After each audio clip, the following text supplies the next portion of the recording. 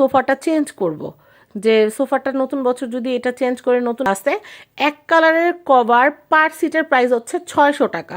তো আমি ভাবলাম যে কিনবো, যেহেতু একবারই কিনবো, ভালোটাই কিনবো, তো আমি স্ট্রাইপেরটাই নিয়েছি। স্ট্রাইপের প্রতি সিটের দাম হচ্ছে, কভারও প্রাইস হচ্ছে, এক সিটের দাম হচ্ছে 700 টাকা স্ট্রেপেরটা, আর এক কালারেরটা 600 টাকা। তো আমি যেটা করলাম, চিন্তা করলাম যে স্টেপেরটা যেহেতু এই স্টেপেরটা যদি না নিই তাহলে তো পুরোটা ম্যাচিং হবে না, ম্যাচিং করে নিলাম। আর 3 সিট যেহেতু, ডিভানকে কিন্তু মূলত 3 সিটই ধরা হয়, তো আমার এই কভারটা, ডিভান কভারটার দাম পড়েছে 2100 টাকা। আর আপনারা যদি এক কালারে কেউ নেন তাহলে কিন্তু প্রাইস পড়বে 1800 টাকা। তো আমি আগেই সব হিসাব নিকাশ করেই নিয়েছি।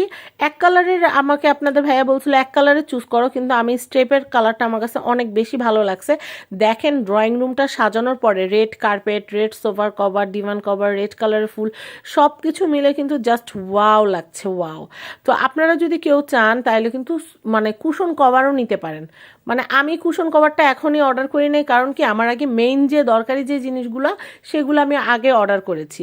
যেমন ডাস্টিংয়েরটা, যেহেতু ডাস্টিংয়ের কারণে যেহেতু সময় নষ্ট হচ্ছে, তাই চাচ্ছিলাম যে আগে সোফার কভারগুলো নেই, পরে এক সময় কুশন